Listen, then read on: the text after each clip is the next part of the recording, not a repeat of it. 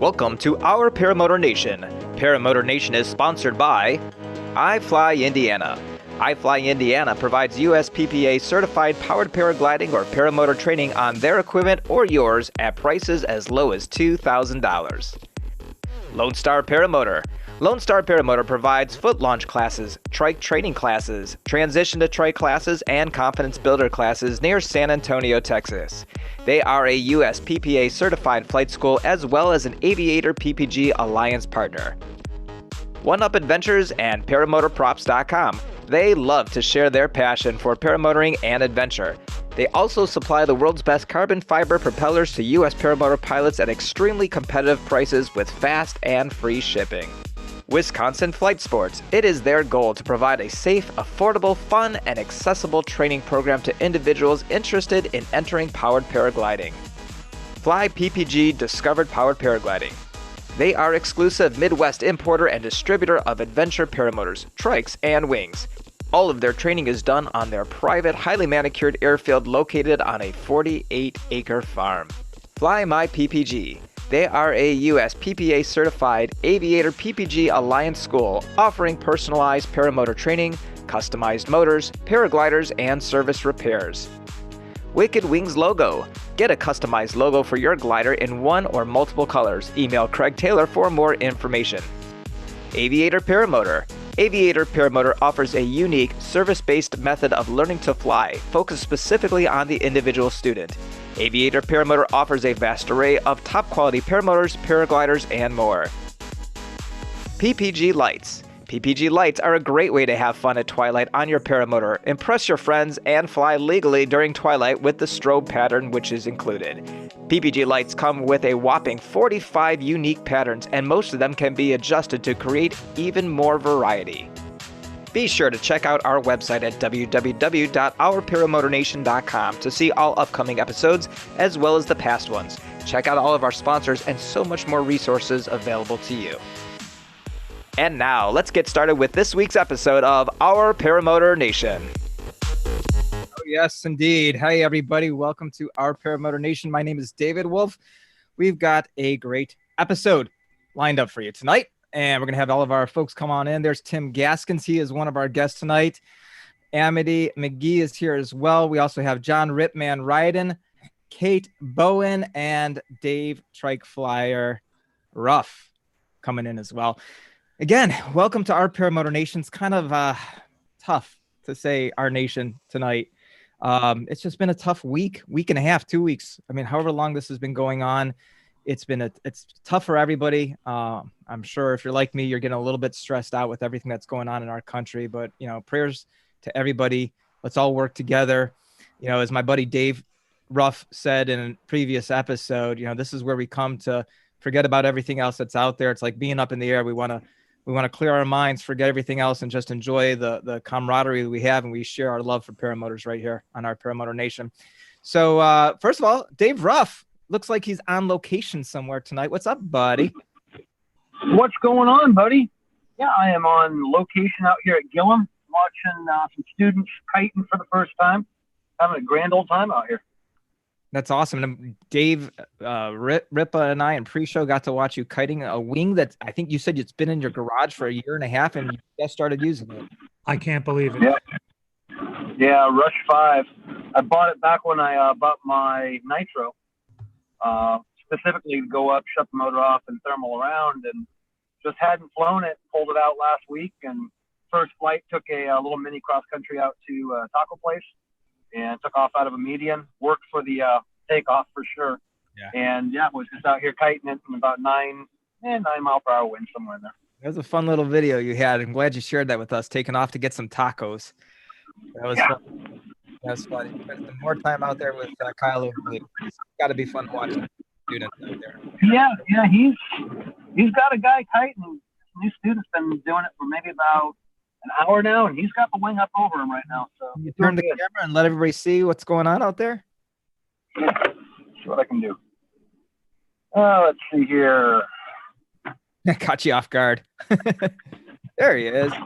Yes, there's Mr. Oglia on the right. And look at that. They're having a good old time. Yeah, getting ready. That is a single purpose APCO glider. Nice. Very cool. Well, thank you, Dave. Thanks for sharing that with us. How about John Ripman Ridin? What's up with you, Mr. Ripa? Hey guys, they got me filling in for Gorilla again tonight. Always a pleasure. I don't know about that. I think you're a permanent fixture now, man. No, nobody wants me here, Dave. Come on. I don't know. Anyways, I'm looking Yeah, forward. maybe leave it up to the chat. If the chat says they Oh want. boy. Anyways, I'm looking forward to the I Sky. voted no. Anyways, I'm looking forward to the Sky Pirates poker run next weekend, Saturday. You mean the one you missed? No, I'm just kidding. Yeah, we missed it last weekend. We've had some horrible weather here in Florida. It's just been raining every day. So Now, apparently, some people were at Wauchula this weekend, like Kate Bowen. What's up, so Kate? I heard. See, I not much. Hi, how are you? I can't reveal the secret of who was there. You should have been there. You would have known. But yeah, there was a small handful of people who went out and flew. Well, one of your comrades there told me she only flew for about 10 minutes, and that's all she got to fly. Yeah, I wasn't actually in there in time to fly, sadly. But you know, it sounds like it definitely would not have been. No, it was not a good flying weekend for sure. It's still, it hasn't stopped raining. I haven't seen the blue sky in a really long time. So one of the people, Kate, that helped make that decision, that right decision not to have that fly on, was the lady sitting just to the side of you. Well, you can't really see her, but you know, on the screen, she's to the side of you. I think she is. And that's Amity. Amity McGee here. What's up? Nothing. Thanks for joining us tonight. We were sad we had to postpone it, but we just knew the weather wasn't cooperate. So, you know, Carl and Gorilla decided we needed to put it off for a week to have a good fly-in. Yep. We're going to talk a lot more about that here in just a second. By the way, PPG Gorilla, we want to wish a very happy birthday to Mama Gorilla. His mother's birthday is today, and I think he said they're down in Sarasota. So that's why Gorilla. Happy birthday, Mama Gorilla.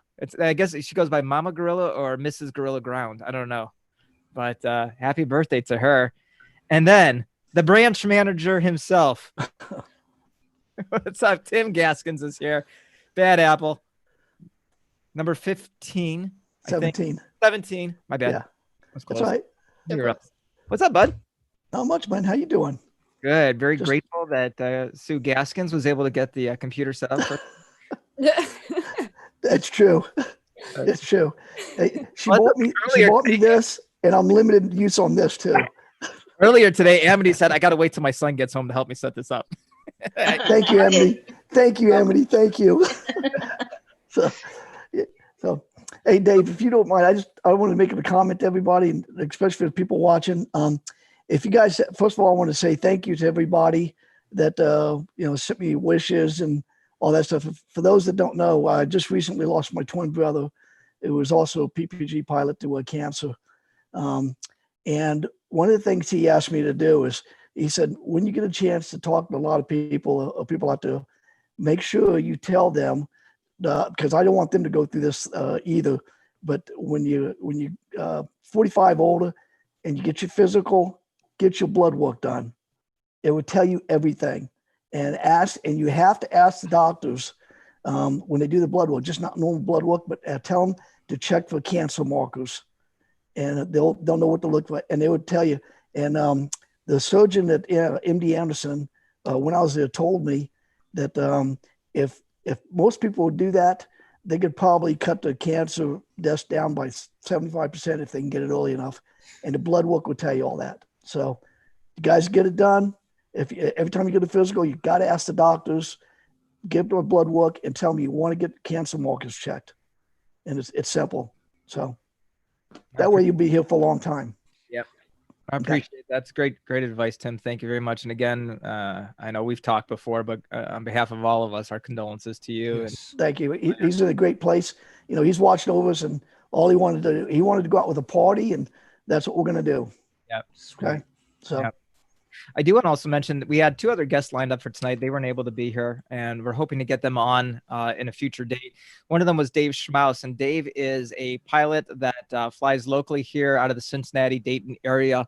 And the last 2 years, I think last weekend, Dave put together his second annual I think they call it Midwest ParaCamping trip. And so I think he flew like around the Columbus area. I think it was 80 miles, and 11 of them went out and 3 of them came back. So it was a challenging flight. One of my buddies, Mark Ryder, who flies locally here with me, he said it was a pretty bumpy ride up there. So, but they did a great job. And I really would like to hear on a small scale how he went about planning that, because I think as we see these fly-ins get bigger and bigger and bigger and more people and more congestion, eventually we need to have more fly-ins, and more people are going to have to do them locally. So we'll talk about that as well. The other person that was supposed to be here tonight, who came home from a camping trip and had a water line break or leak or something in his basement, was Dave Purdin. And many of you know Dave Purdin Fly In, which is in West Portsmouth, Ohio. And I was able to go to that fly-in last year for the first time, which was wonderful. Right on the Ohio River, right in the middle of some foothill mountains. I know a couple of the people here are planning on being there. Actually, Dave, Tim, and John are all planning on being there this year as well. And I have a strong feeling it was pretty compact in there. And I think it's going to be even more compact. A lot more people coming in this year too. So hopefully we'll have Dave on before Labor Day, which is when the fly-in takes place. And he can talk about what changes are going to be made as well for that fly-in as well. And I know he's got some other things going on as well too. So I'd like to hear from him as well. So, but we have Tim and Amity here.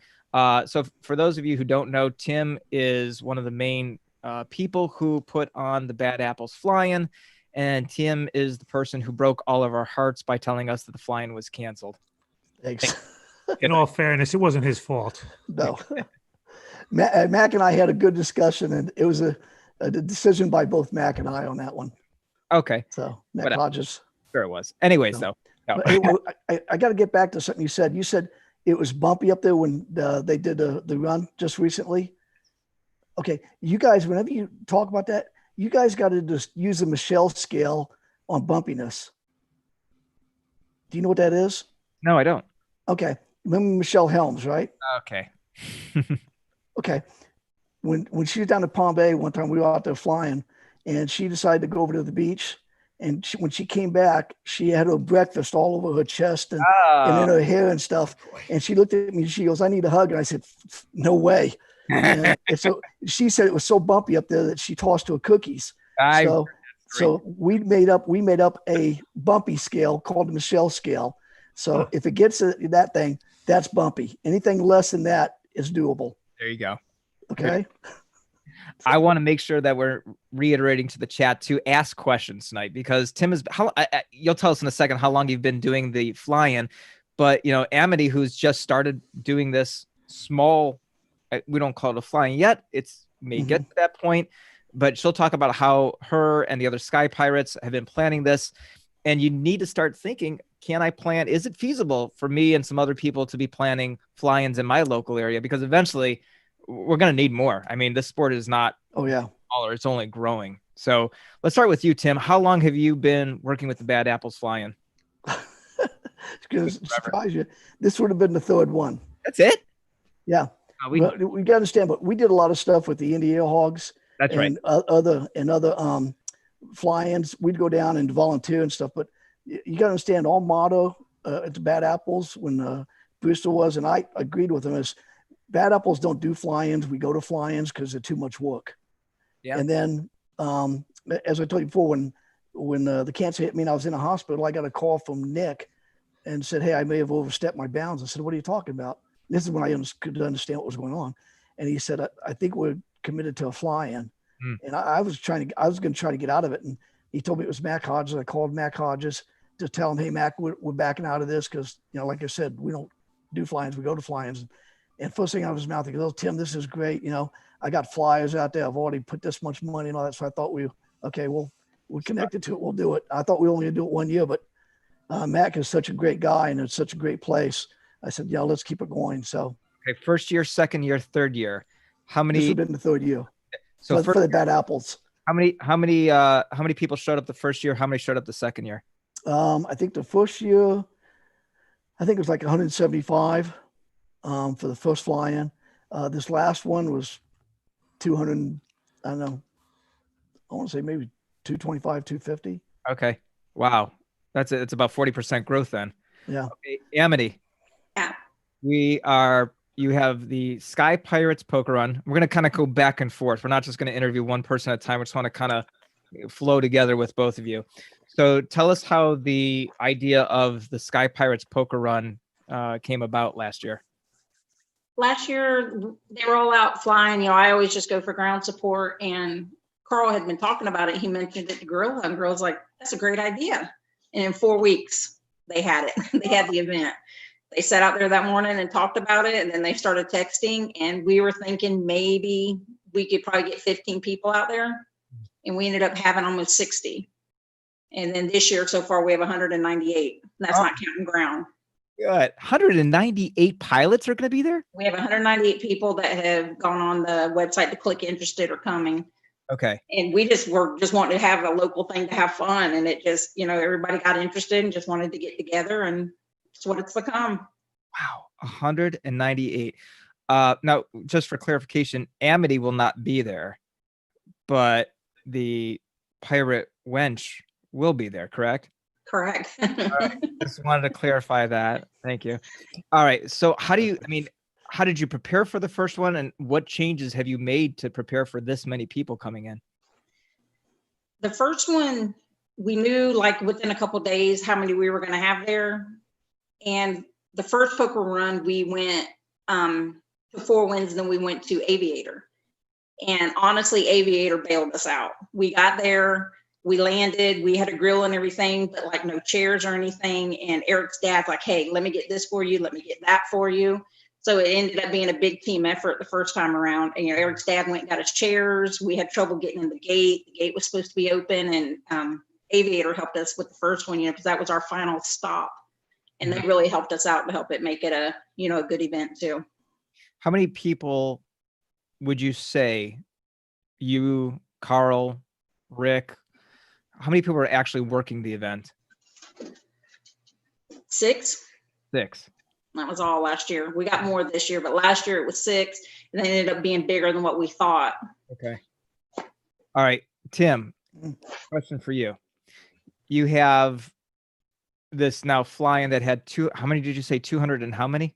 I think it was like between 225, 250, somewhere around there. Okay. So for me, it was, as a new guy coming into the sport, it was pretty impactful for me because this was my very first fly-in. Plus, I got to meet this legend of YouTube named Rick Davies, and that was pretty fun.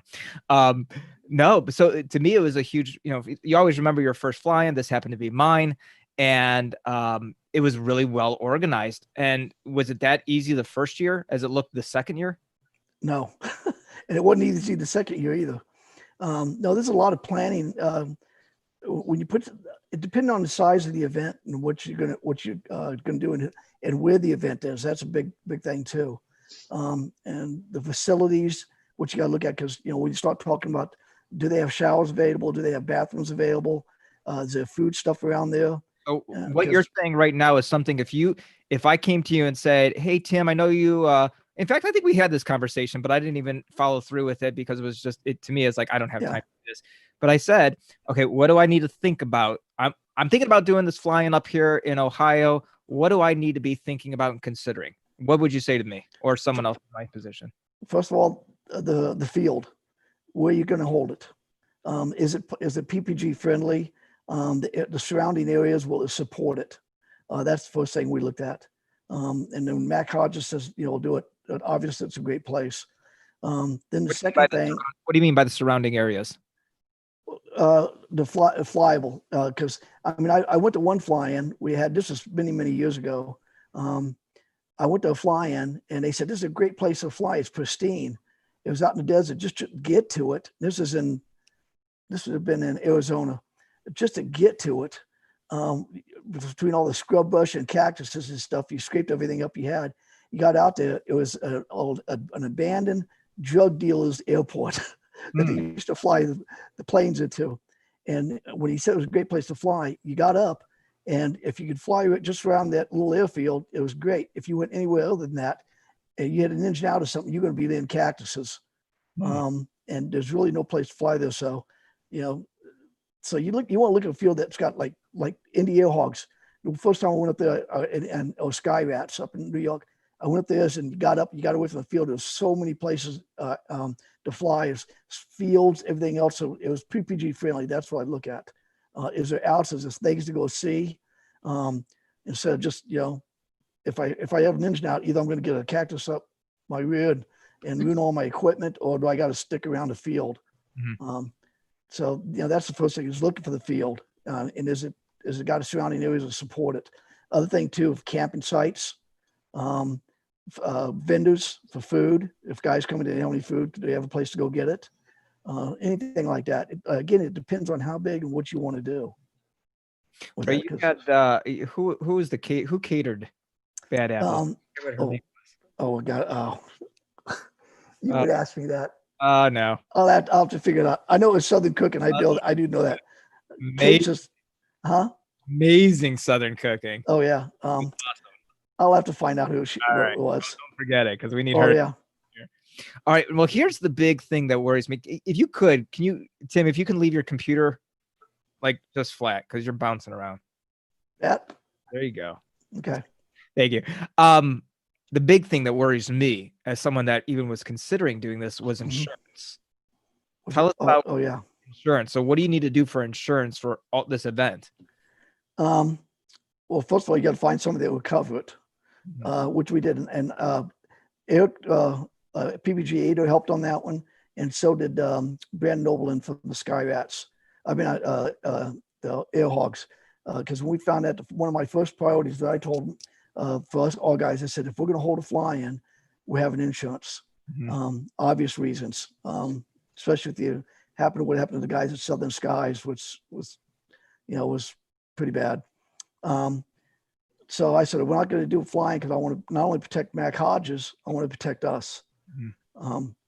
So we looked it up, and they turned me on to the guy that did the insurance for us, and it was reasonable because it's called an event insurance. It's like when you go to these golf tournaments and they have special golf tournaments, they're insured, but they're called specialty insurance for a certain amount of days and a certain amount of number of people. And that's how they base on what the cost is. Because, it only takes, and they don't have to be flying. Everybody thinks the insurance is for the guys flying. It's really not for them. It's for the people on the ground, especially if you have some civilian walk in off the street and watch and they get hurt and they're there. All they got to do is say, well, who held the event? Yeah. So I wouldn't do any major event without a insurance, especially. Go ahead. Oh, I'm sorry. Go ahead. Finish.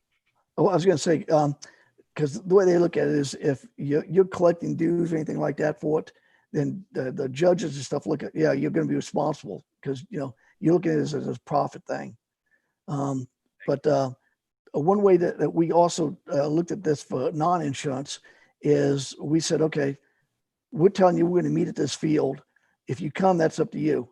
But we're not officially holding a fly-in. We're not officially doing anything. And we did a couple of those, not as Bad Apples, but just as PPG flyers and stuff. So, but if you're going to hold a major event and you got people coming in, they're paying dues or fees and stuff, I would definitely be insured.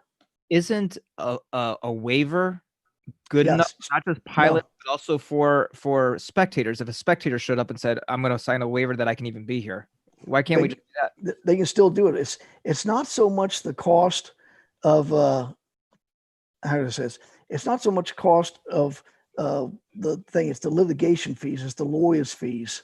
That's what you always get. The best example I can tell you that is one of our guys that we fly with, one of my good buddies, also owned a dirt track that we used to, do cycles on.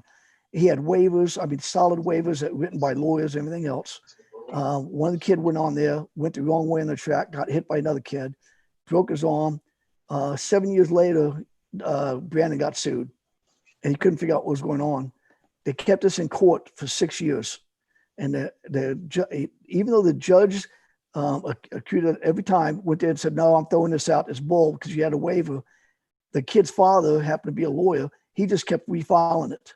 And finally, Brandon's lawyers, after about, I think it was like $60,000 to $70,000 worth of lawyer fees, the lawyer said, look, you might as well just give him something. He's going to keep on doing this.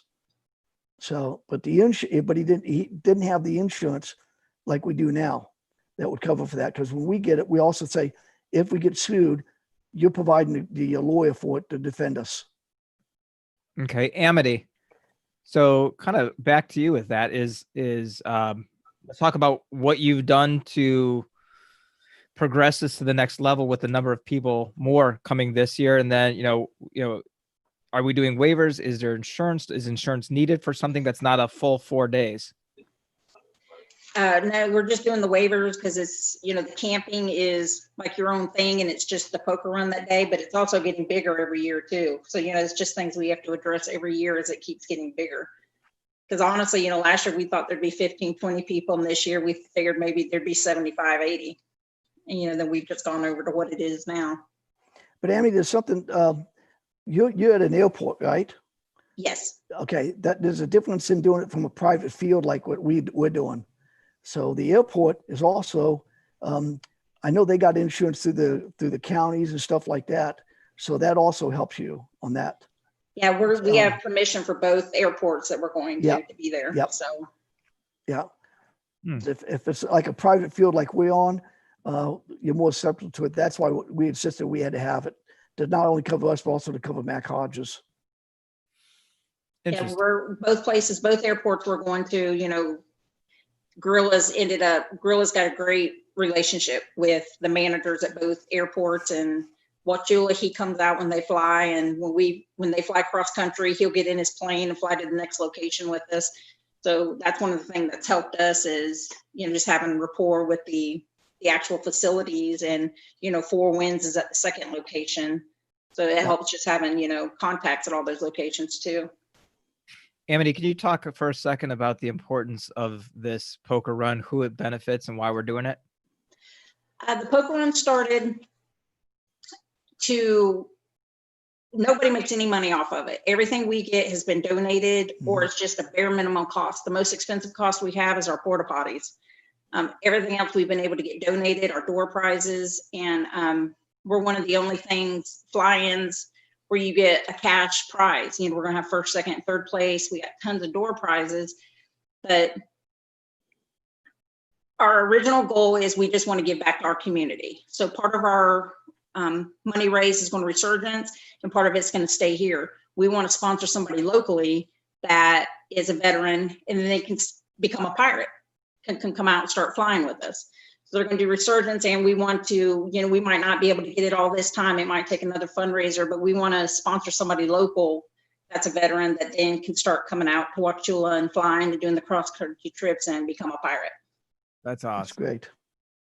Very, very cool. How many people do you have working ground support at this point? About 12. Wow, that's awesome. And then last year we had a lot, and we try to include the ground support in it because it always ends up being just the pilot. So the ground support can register too for all the prizes.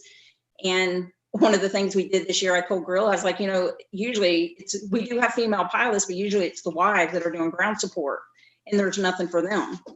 So, everything we give away is PPG related. So we're actually going to do a door prize this year too for just ladies. So it can be more of a gift if, because I don't fly, I'm just ground support. So we're going to do a door prize this year for that also. So it's not just PPG related. You can bring iced coffee again for me. There we go.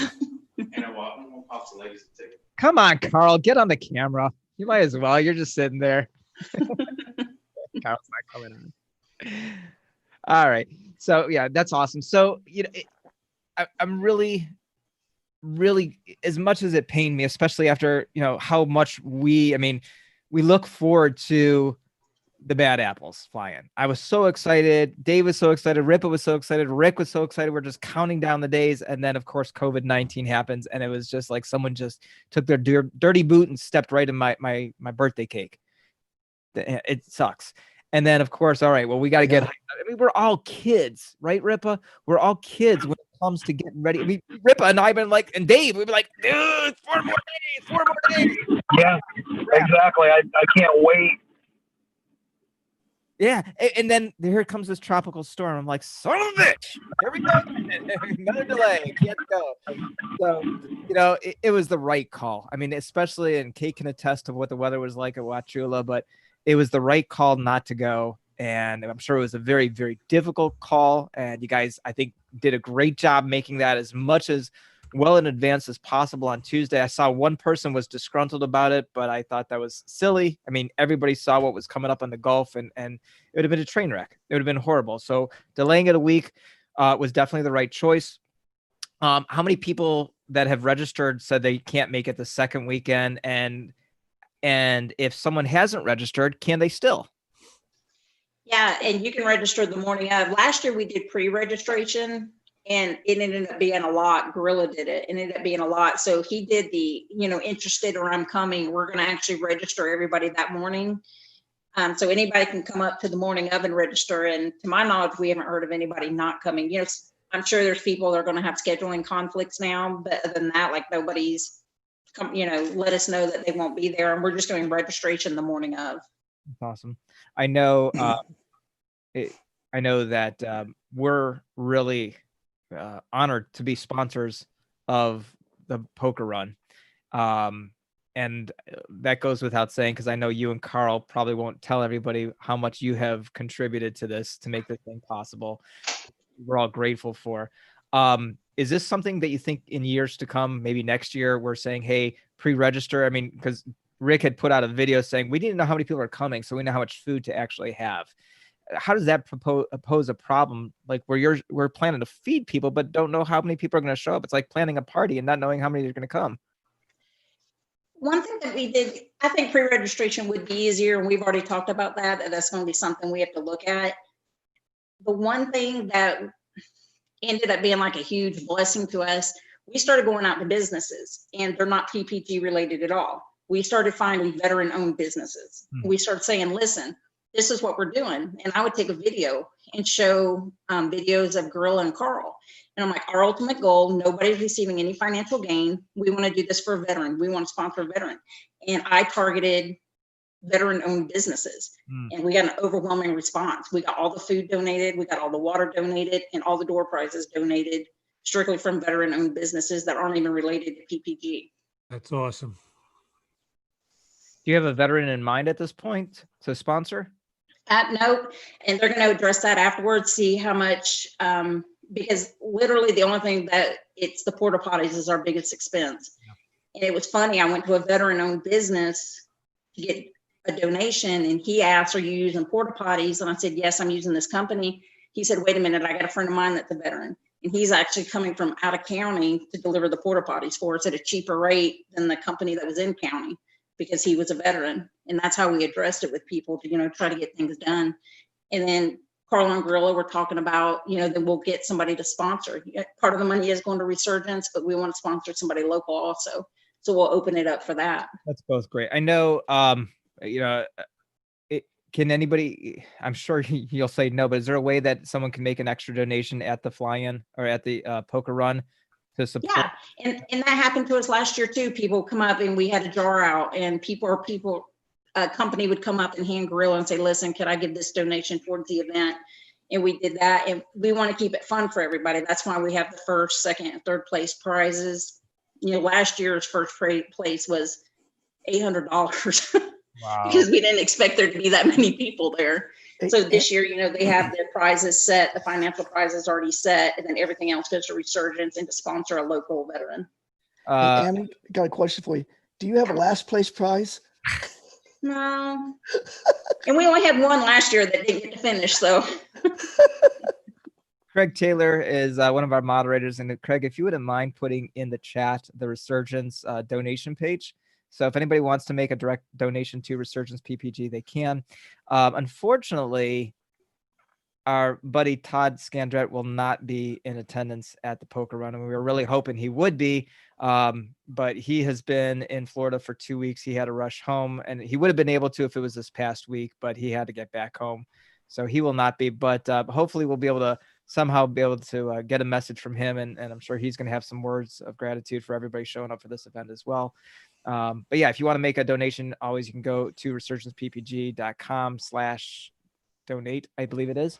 But Craig will get that in there. So it's a great cause. And if you don't know anything about it, you can go onto the Our Paramotor website page and or Resurgence page and learn more about it there. Tim Gaskins, how does the Bad Apples give back to Resurgence PPG? Basically what we're doing is when we taking the flying. Oh, wait a minute. Oh, what? Leah just texted me. Oh, Leah, stop. She's in the chat. Yeah, I'll answer later. Oh, yeah, well, she wanted to know if I'm coming down with you for the SIV. So I said yes, but Yes. I got to talk to her. What we want to do is we're going to take the majority of the money that we get, and basically when they came there, and from the donations, and we were going to have a check for Todd. We're going to right there at the fly-in. We're going to anything coming in that we had when the people registered, anything we got at the gate, any of the silent auctions that we sold, stuff up in the donations. After we cover the cost of what to fly in, the rest of the stuff is going to go to Surgeon's PPG in a check, in the form of a check. That's awesome. And you actually challenged other other organizations of fly-ins to do the same thing too. Mm-hmm. And maybe next year we'll find out if that happens, because it may not happen this year with what's going on. I'll tell you, I was so looking forward to this because I mean we had a real good response. I said, man, this could be awesome for it. So getting back onto the topic for both of you of how we plan an event like this, let's talk about. Amity was mentioning ground support, but the ground support when you have a fly-in comes in the form of picking up people who might have had a motor out. Mm-hmm. So how do you do that at Bad Apples? Basically, we assign people before the event. You know, we have jobs that everybody does. You know, who cleans the bathrooms, who does the parking, who does taking care of the camping and all that stuff. And we have guys that actually are assigned that if someone goes down, they will go get them. We'll have the wristband that like this year we're planning on having a wristband with the number on it, that if you go down, you call us, tell us where you are, or at least ping us with your phone if you got a smartphone, so we can identify it. And then we'll have 3 people with vehicles, different types of vehicles, 4-wheelers, ATVs, pickup trucks, that will head out and find you and then bring you back. Yeah, I think I may have mentioned that idea too, because I saw Dave Purdin do that when I went to the fly, and I'm like, oh, that's a great idea. Right on the wristband, there's the phone number. Yeah, we did it in the Hogs many years ago. Great. So and Amity, what about with the poker run? If someone, what's the procedure for that? If someone does have a motor out? Last year, everybody brought their own ground support. And that's one of the reasons why we're not going to Aviator this year. They were so accommodating last year, but everybody's like, that was really far, you know, for ground support. That was a far drive. And that's why we're trying to keep it more local. But pretty much everybody brings their own ground support, but we have it too, because like Carl's not going to be flying. He'll be, you know, we'll be at base. And then we actually make our kids participate. So some of our kids will be at Avon Park too. The good news is that most of the land between Wauchula and Avon Park is just highway. field and cows. So if anyone does happen to land in a field, just hop on a cow and just finish the ride. It'll be good to go. But it's a straight shot, you know, from point A to point B. It's a straight shot. You follow a main road and it's all pasture to the right and some residents to the left. So if you go down, it's not going to be hard to find you because you follow the main road to get there. So we were talking about this a little bit in the pre-show, Amity, about this thing is growing and there's excitement around it. And what if this is something that could become a fly-in, one-day poker run? We'd have to get a different location. This location's it wouldn't be big enough. And, you know, if it happens, it happens because it's just nice for everybody to get together. And, you know, I was looking forward to Bad Apples, even though I don't fly. I had a great time last year. And, you know, we talk about that, but it was like when we went to Palm Bay, that was the beginning of this pandemic. And it was like a totally different world. Nobody talked about it. We just had fun. And, you know, that's just what everybody wants to do. So if it becomes that big, you know, we'll just adapt and, you know, find new locations and do what we have to do. But Wauchula Airport is so accommodating to us, even when they fly on the weekends. So, Dave, can I tell my story now? Yes, please do. Okay, Abby. I told Dave about this. I've been to Wauchula one time. Okay. And the day Rob Cattle and I went out there because we were invited when they had the Benson days to bring the PPG simulator out there. And when we got there, there was a guy named Garbo who flew the gyros, and he was all excited. And we got there, we set it up, and we had a lot of people there. And I asked him, I said, do you mind if we fly? And he goes, no. And I said, okay, where do you want us to take off? Where do you want us to land? They showed us the little grass area right where the runway is next to it. So Rob and I took off and went out there and flying. All the gyros were coming close to us. We kept waving them off, say, we're different wing here. But we come into for land, and Rob lands first, and I'm filming everything. And as I get ready to land, one of the guys cuts across on the right away. And so I just circle around and come back again to land. As I land, the airport manager comes screaming out in his truck, hits I've still got the paramotor on because I just landed, kind of taps my motor, and I'm looking at him, and he's screaming like blood. I mean, just screaming. And I'm looking at him, and I'm giving him hey, wait a minute. So I took my helmet off, took the earmuffs off, took the earplugs out. And I said, what? And he's telling me I'm not flying there again. I'm grounded, and I'm doing bad things. And I said, what's the problem? And he goes, you flew over the campus. And I said, no, I didn't. And he goes, yeah, I did. I said, I got everything on film. At that time, 3 of the gyro guys came out, including Garbo, and looked at the airport manager and said, you're wrong, because we were sitting at the edge of the camp area with the RVs on stuff, and he was at least 100 yards past that.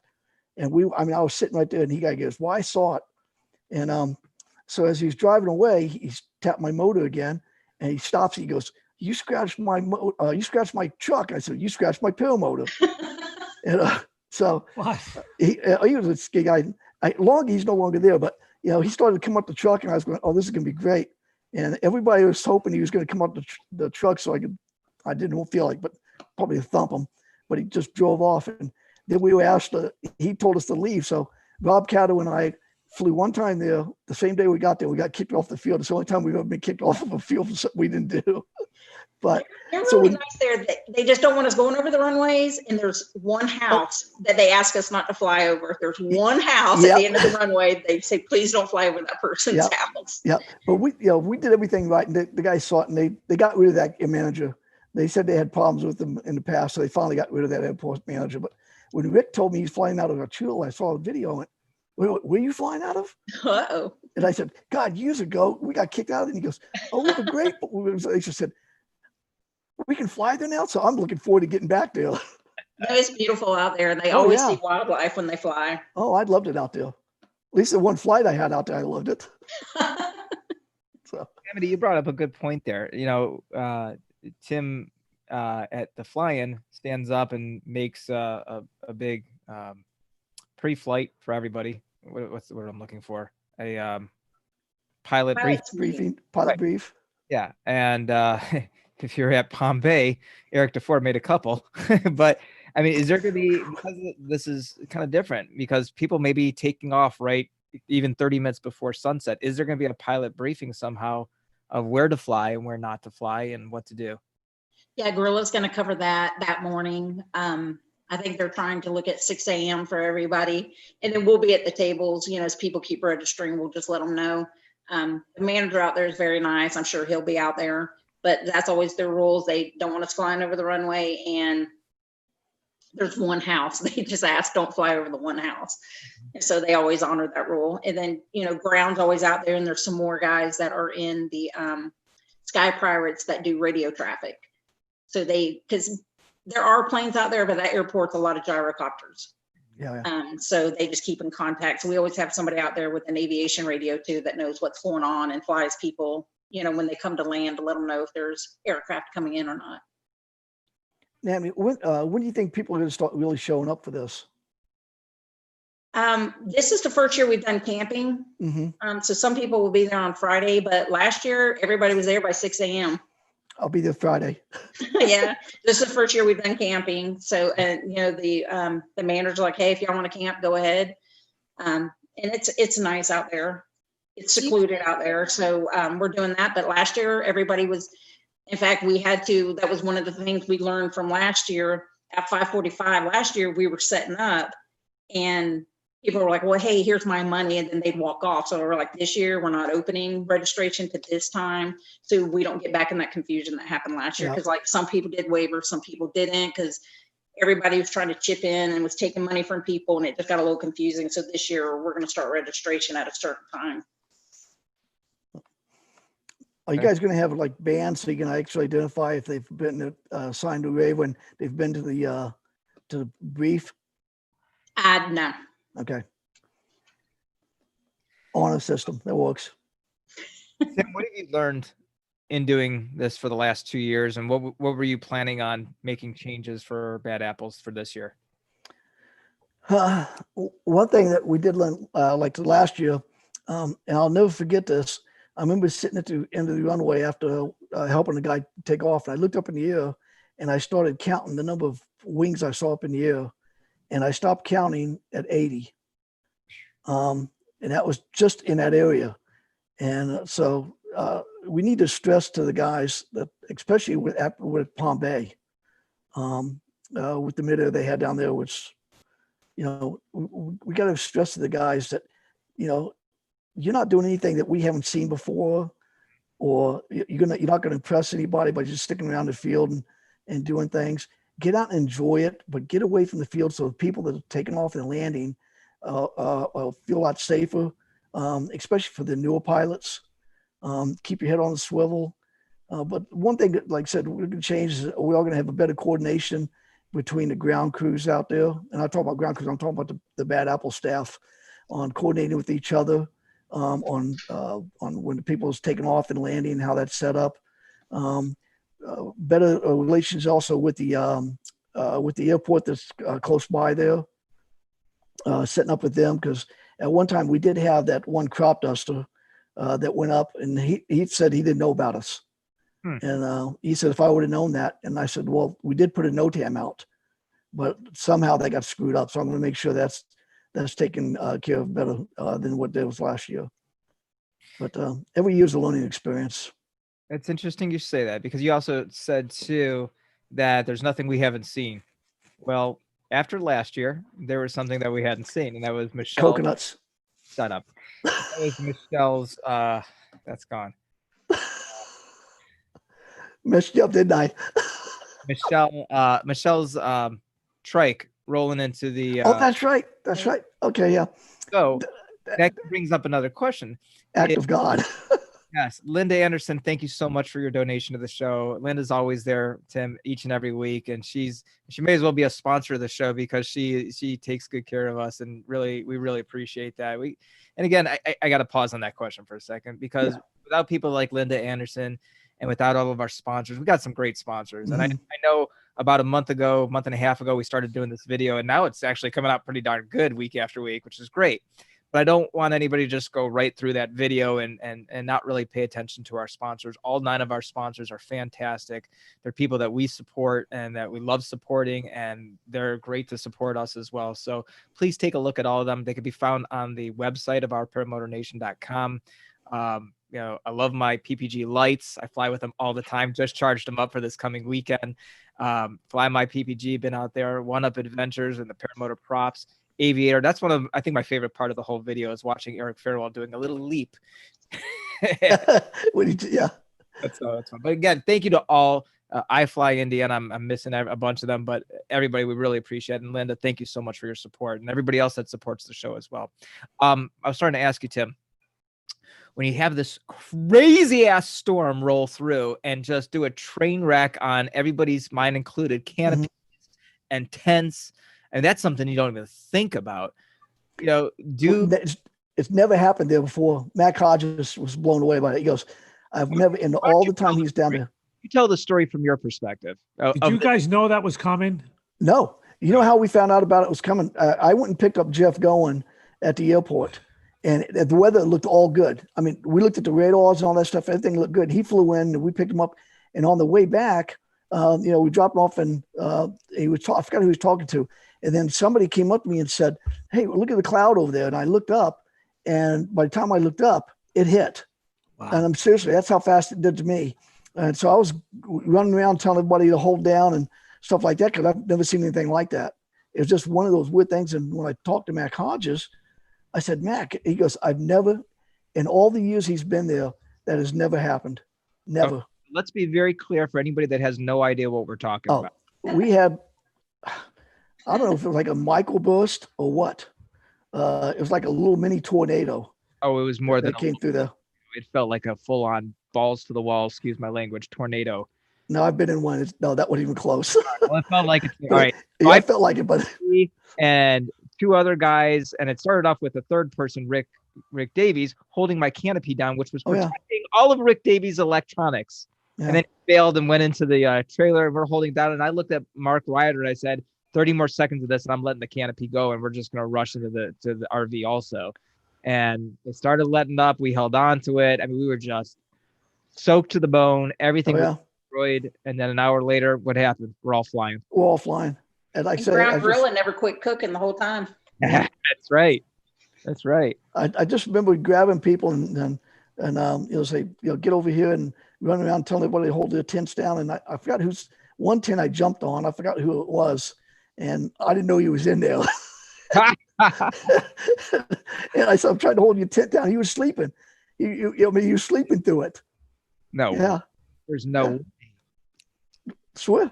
Yeah. Wow. All right. And then what happened, of course, to Michelle Helms? Well, she put a cover on her trike to protect the motor, just put it on it.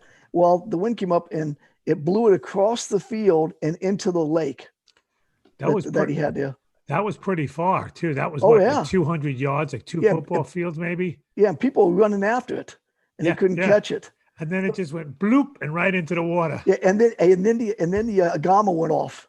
Yeah, and then it came back up. Yeah, but it's funny. I forgot who it was. I don't know if it was Andrew or if it was Tom. I think it was Kubat. Kubat. Okay, yeah. Actually, we took it back and put it under the thing and tipped it out, and she was running it. That afternoon? Yeah, just pull the spark plug off. Yeah. Water out. Cleaned it up. Yeah. Good to go. Got rid of the old gas, and so. Shane, never trust a skinny chef. Shane asked this in Amity. I think you answered, but I'll let you answer it again. Can we register the night before? We're doing all registration that morning. Oh, that morning. Okay. Yeah. Or you can do it online, can't you, or no? Amity, I think we can we can't fill out a paper and then have that ready for the morning. You can have the waiver. The waiver's there. You can print that out and have that signed, and then we'll just write your information down off that. But last year we did pre-registration, and Gorilla said it was just a lot because, we're not like a big organization. But once again, we didn't think it was going to get this big this year. So that's something we'll have to look at for next year. But you can do the waiver ahead of time. Gotcha. How many people are going to be Dave, one question, Dave. Table, because that's going to be a lot of pilots trying to punch through very, very quickly. Yeah, we have Para Orange is helping us, and we have other people helping us do registration that morning.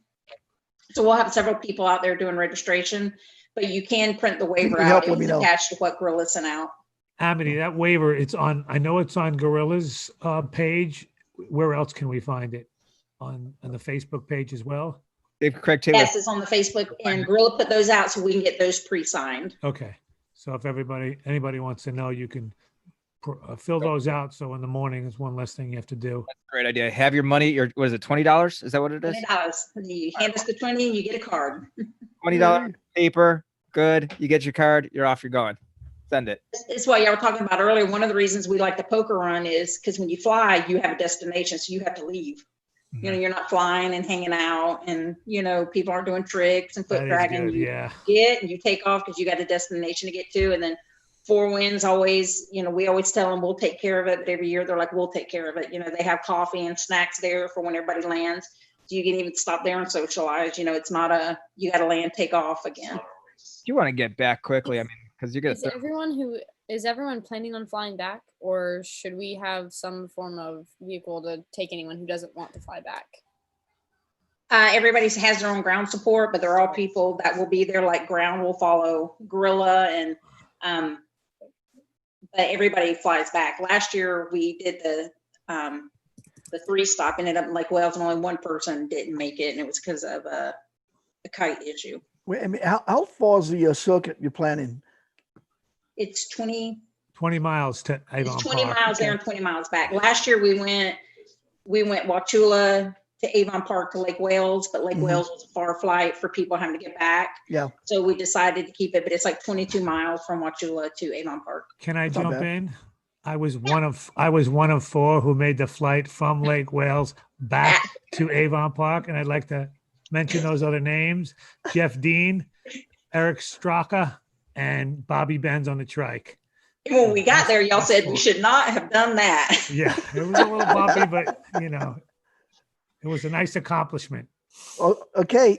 What on the scale? How bumpy was it? Oh, it wasn't that bad. Okay. Michelle bumps. Was it Michelle bumpy? Yeah. Okay.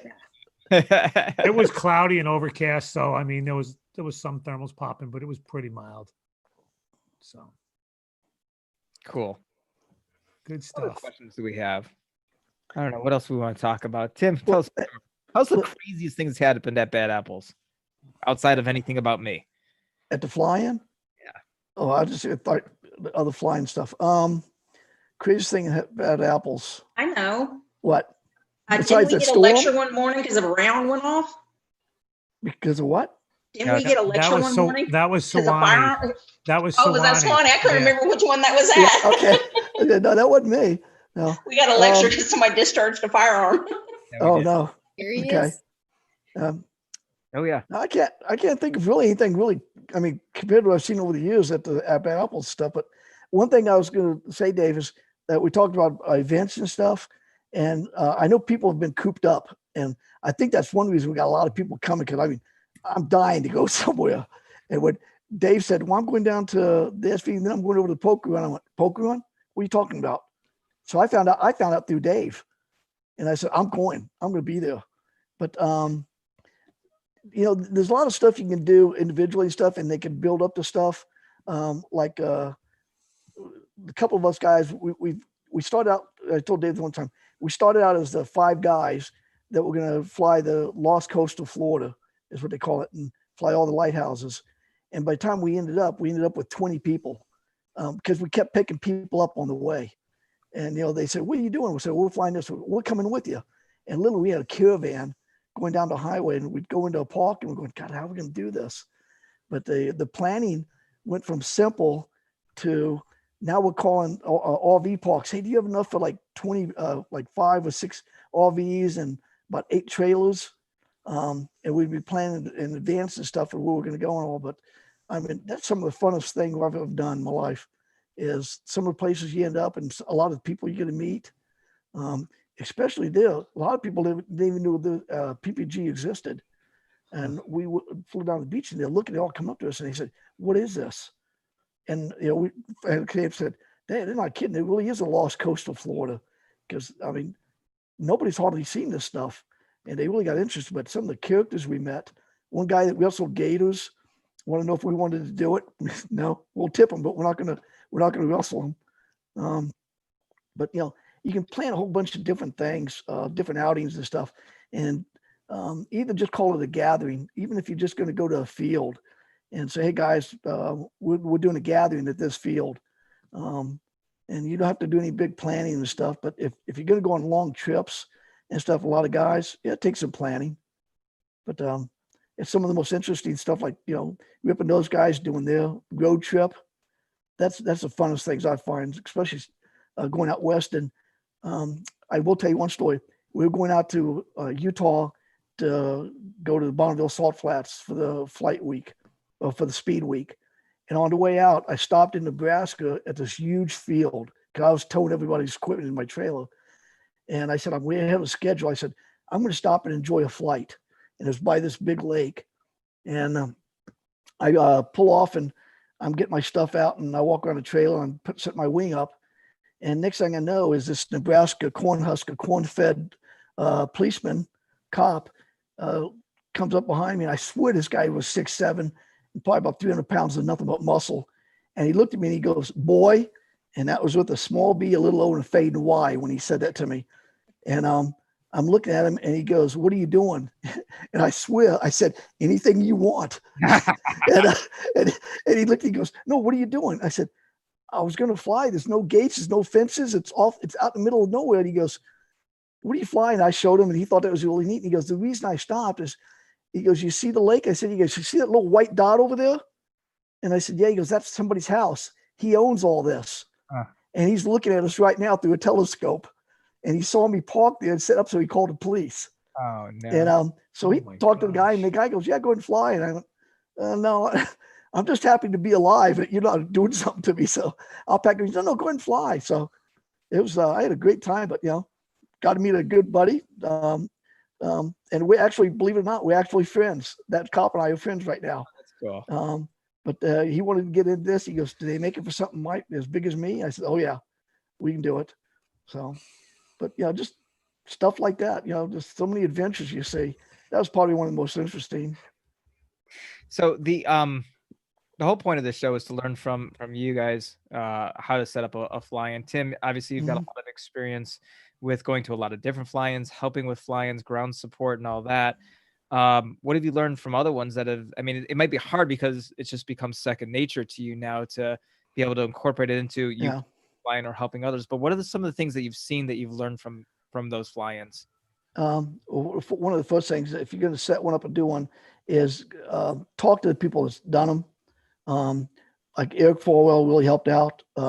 Brandon Oberlin really helped us out for the very first one, giving us advice on what to do, what not to do.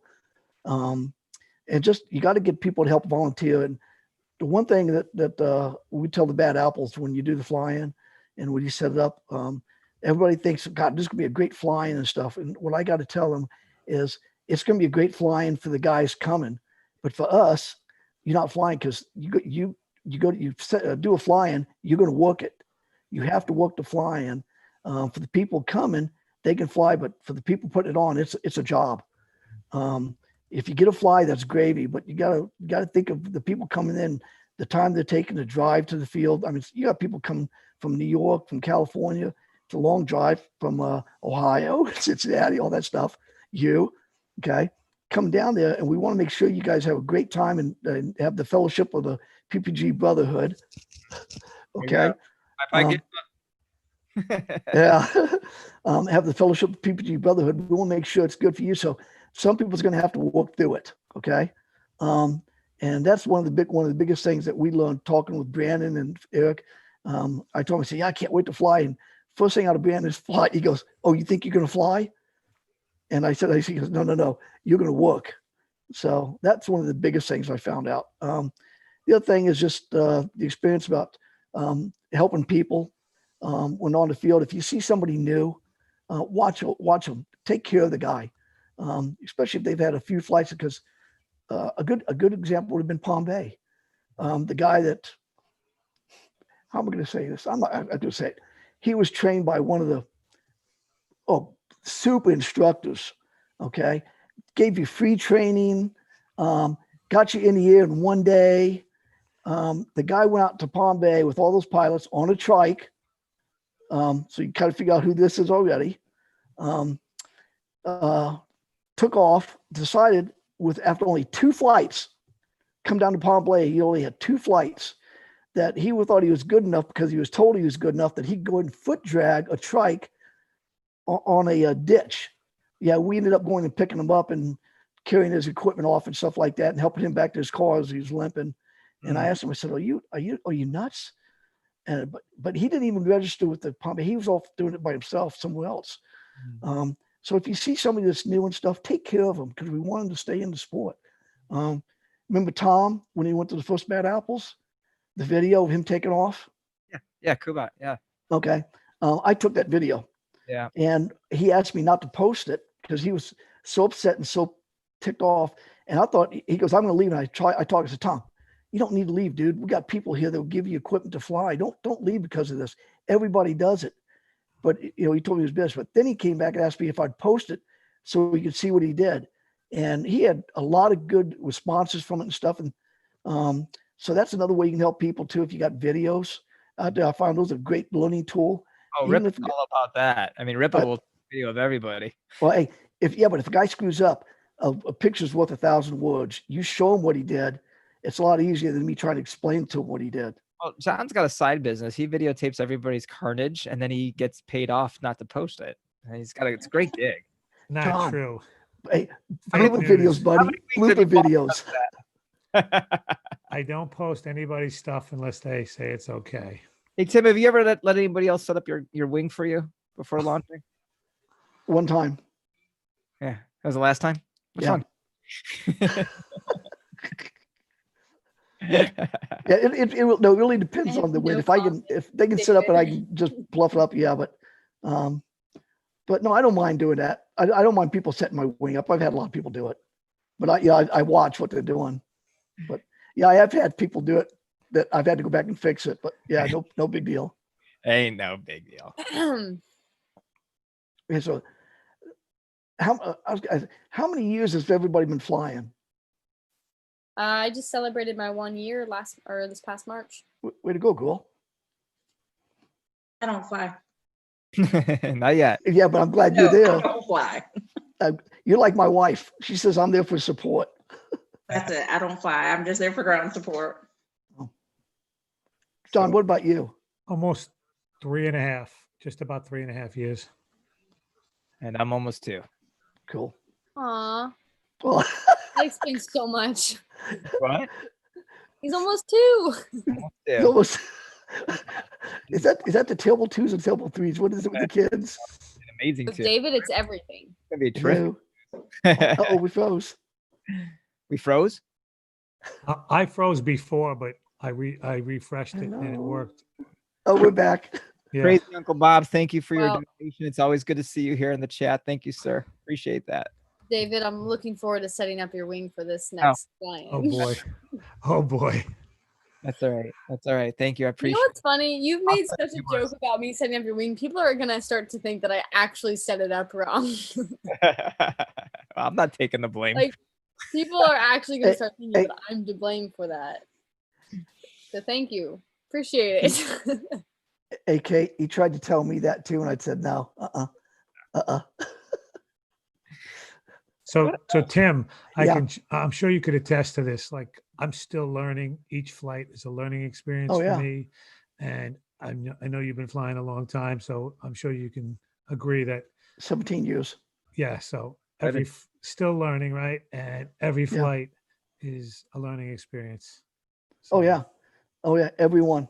Mhm. And one thing I try to tell people too is every time you go up with an idea of doing something that you haven't done before, just to see what it's like. Who was it the other day? We were flying and some guy said, I don't know how to stop the oscillation. And I said, okay, when your wing starts coming back, pull on that side. He goes, what are you talking about? He goes, no, it make me, I said, no, this is how you stop. And he didn't know that. So he went up and he practiced it and he came back. He goes, man, that's something new. I said, well, good. You learned something new. You should do it every day. You should try to learn something new. Yep. So even if it's Good- just good takeoffs, info. the foot dragging, touch and goes, anything. Just Yep. do something you haven't done before and learn and use it. Go up, shut the motor off, and glide down and try to land close to Oh, where yeah. you took off from. That's always It's a also great kind of nice to exercise. just go up for a flight and not use it as like a training opportunity. It's nice to just kind of enjoy the Oh yeah. solidarity of. But you know. don't want to become complacent, Kate. And sometimes if you take Well- that outlook on it, something can go wrong and you're sitting there relaxing and, things happen No, quick. I don't mean you shouldn't be alert and with it. I just mean, Yeah. not, in my personal opinion, not every single time. You don't have to be trying something new every single time. As in your, I don't know. For me personally, I get too overwhelmed if I do too much at once. I try just to pinpoint focus on one thing, narrow it down, learn it, and then Move on. But Hey, you do learn also by just enjoying yourself too. Yep. So Tim is going to be joining me and John and Dave at our SIV course, which starts immediately after the poker run. And I'm really going to have, John, I'm going to have a real hard time with him just sitting there and not taking a toe up with Leah and I Andrew. didn't say that. I'll correct that. Go ahead. You're going to Tim, go am I bringing the popcorn for the both of us? Oh man, yeah. Oh man, yeah. I hope so. So what's interesting though, They said that I get to drive the boat, so God, that's please no. when Ruff is you can drive the boat. I'm here, John. There you go. There you go. So Amity and Tim, we have two different I got you off guard, Amity. So, two different organizations. How many Sky Pirates are there and how do you become a Sky Pirate?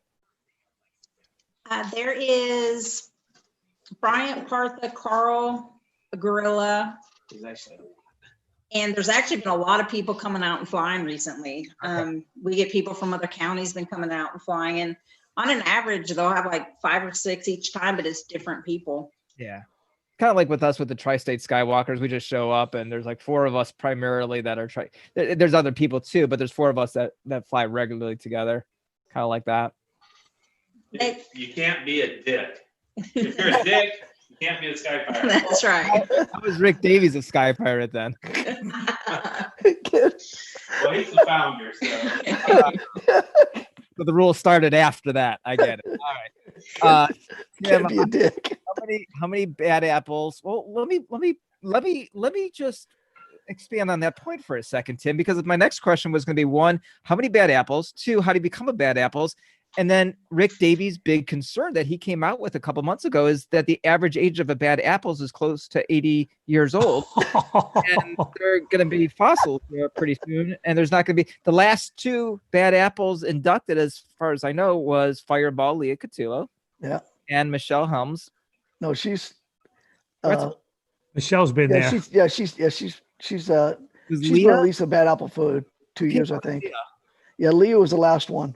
Okay. I thought there was another 1 or 2. There was one. Marco Busey and Leah, the last 2 that inducted. Marco's only in his late 30s, early 40s. Oh, well, thank goodness. Yeah. So, I mean, at this point, you might as well just start having, relationships between the bad apples so they can conceive more bad apples, because I don't know what else to do at this point. So what? Maybe Kevin the cat can become a bad apple, but it's at the Bad Apples Fly-In that the inductions are done. No, right? no, that's not the only place. Oh, it's not. Okay, all right. No, we anytime. No,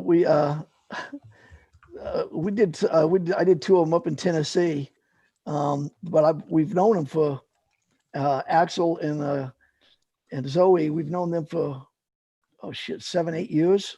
Okay, been flying with them and stuff. It's just I don't really how to say it.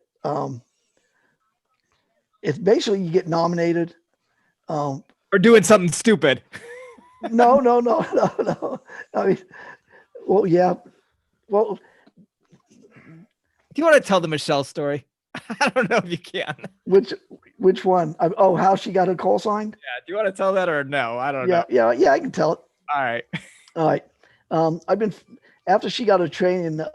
Eric asked me, to watch over us a little bit when she came up. So she came up and we flew a lot up here in where I live, and so we were traveling around. So we decided we're going to go down to Mike Britt's place at Christmas, Florida, at Britt Flight Park, and it was just one of those mornings. It was beautiful takeoff, but it was really windy, or I should say windy. It was really steady up there. And so Michelle and I took off, and Michelle's one of those. Don't get in front of me. You can get behind me because I'm leading the way.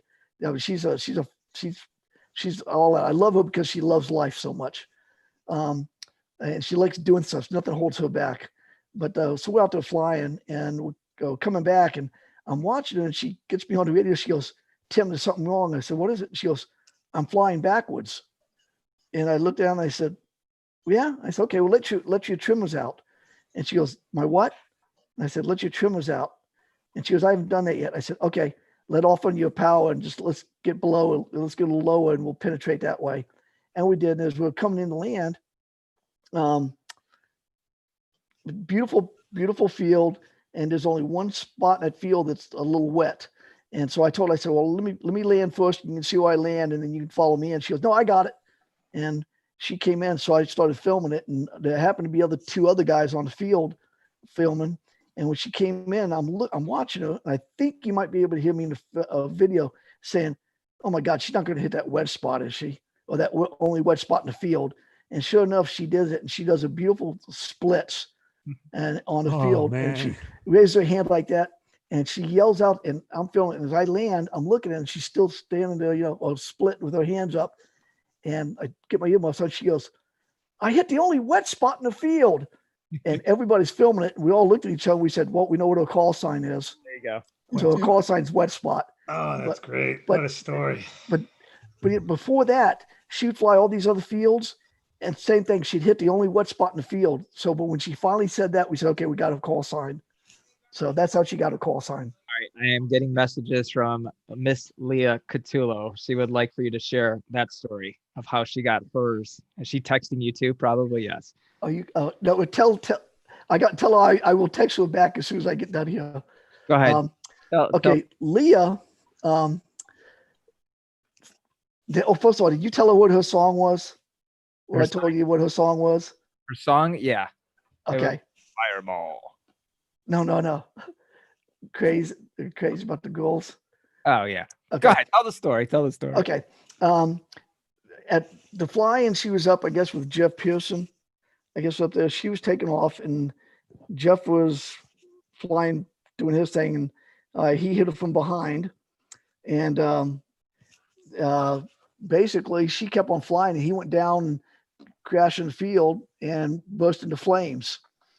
And so they went at each other, who his fault was, and it didn't matter. But I figured anybody that could make Jeff go down in a ball of flames and still live and tell about it and be an awesome girl like she is, her call sign is Fireball. So Fireball. That's how she got hers. And plus, I've known her for a while, and she's an awesome lady. Awesome. Fearless too.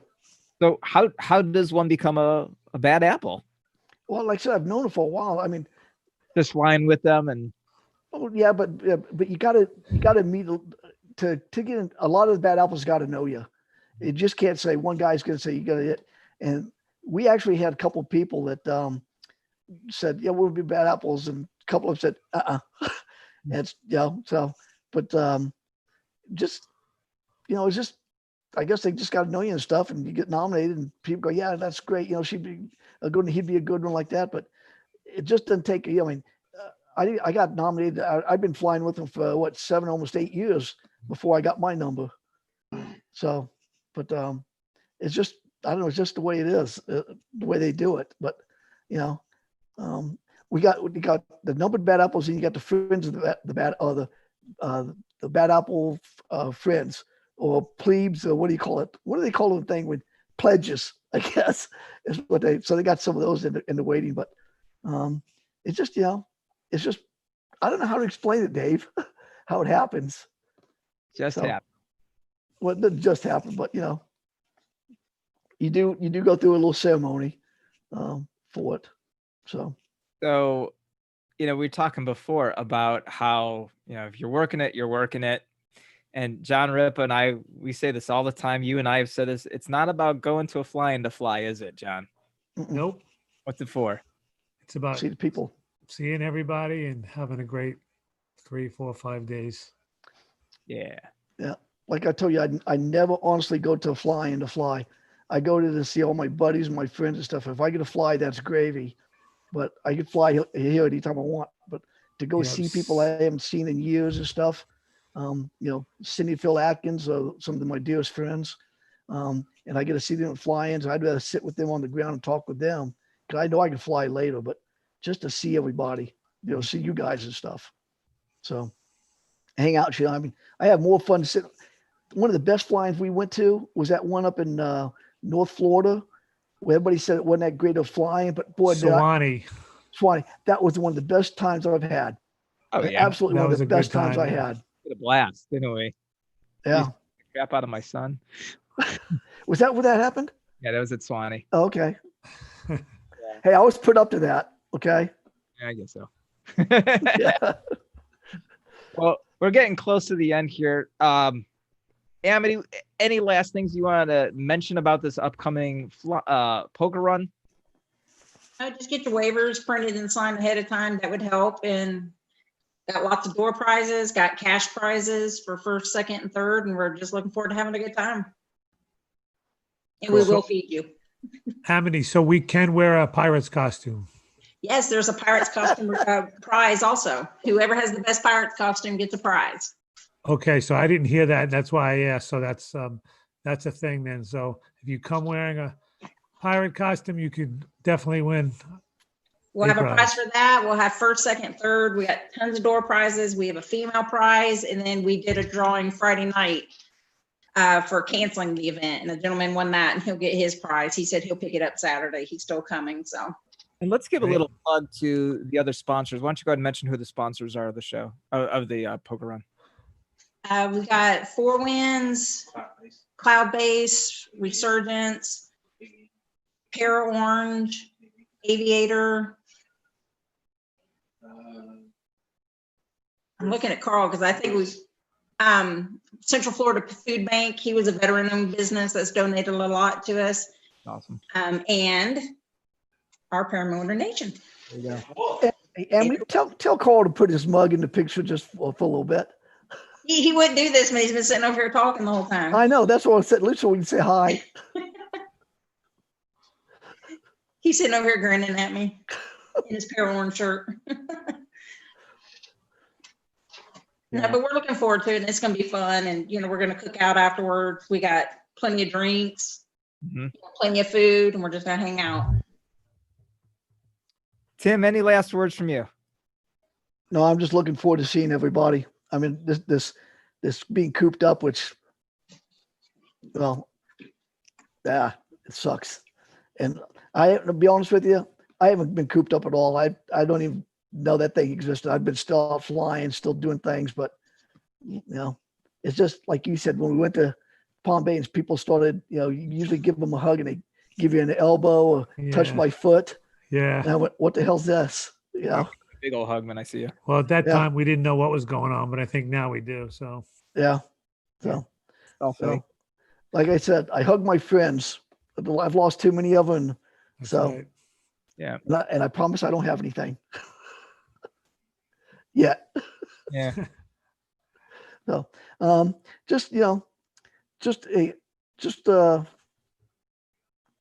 if anything you can do to help out with the other flying and stuff like that, if you got any advice and stuff like Amity, if you guys need anything, when I show up, just use me the way you need it. I'll do whatever you need. Okay. Yes, thank you. And we're looking forward to it. No. Yeah, same here. And I mentioned that to Rick already. I don't need to fly. I mean, it'd be great if I could, but if I don't need to, I can definitely help out too if you need an extra set of hands. Yeah, I'm actually considering, but I don't think so. If we need more ground support, I'll take my pickup with a couple of straps, and I probably could take 3 or 4 guys back if I don't fly. So that's just if need be. Last year we only had one that he didn't even make it to the first stop. He just had some wing problems, and his wife had ground supported him. But last year, we just brought one from Lake Wales back to Wauchula, and that was it. And unfortunately, it was I don't know his name. It was the gentleman that passed away when he crashed in the lake a couple weeks after. Oh man, that was the only transport we had to do last year. Mike. Yeah. Yeah. Sad. Para Orange had brought him back, and that was the only transport. Yeah, I remember that. Yeah, they put his trike in there. They put his quad in there. Actually, they said they had room for paramotors, but we said we were going to fly back. So. Well, let's talk about what's coming up here. So I saw Harley Milne was in the chat. He was making fun of me because I took him out to lunch and then didn't have any money to pay for it. But Harley, yeah, I've always got something going on. Harley is Tuesday. I saw in there. He is heading up to Alaska. Last state in the 50-state challenge. What an awesome accomplishment. He's going to be coming up here, I think, week after next, 2 weeks from tonight. Next week, I don't know what's going on. We're going to be, the 3 of us guys are going to be with Dave Ruff and Leah Cotillo and Andrew Fuller, and we're going to probably be broadcasting from on location. And I'm not sure what we're going to talk about yet. Eventually, we're going to have an SIV show where we talk about the experience and everything at Skylab and how that was. I think we had another one lined up, but I can't remember what it was off the top of my head. But just stay tuned. We'll be here. We got the code I put Tuesday night. What's that? Tuesday night. Tuesday night. Was something else we were going to do. Oh, well, we're going to be not this coming Tuesday, but the week after that. We're right at this point to be on Ask Aviator. Right. That'll be kind of fun. And yeah, I mean, we got so much going on here. I was just starting to say, I did put the meeting ID and the password in the chat. I see some people are in the waiting room ready to come in. We'll get them in here in just a second for after show. You're welcome to come in at after show. Stay as long as you'd like. We'll stay for a couple minutes. I want to thank Kate Bowen who is here. I think she's still in the chat, but she was getting ready to do something here. So thank you, Kate, for joining us, as well as Dave Ruff, Trike Flyer. Dave was, as I said, out there with Kyle O'Glee tonight, and now he's heading back home. So he had a long drive home. What is it, about 90 minutes, I think, to get back home for him. But it was getting dark there anyhow. John Ripa, who, John, I don't know if this is good news or bad news for you, but everybody's voted you in to be a part of the show regularly. Damn. Yeah, you're in. Where are you? Where are you, Gorilla? Ripman Ridin's YouTube channel, Dave Ruff's YouTube channel. Go ahead and subscribe to those. Thank you for subscribing to this one here, Paramotor Crazy. Gaskins. Yo. I love you, buddy. I can't wait. You too, buddy. Yeah, I can't wait to see you, man.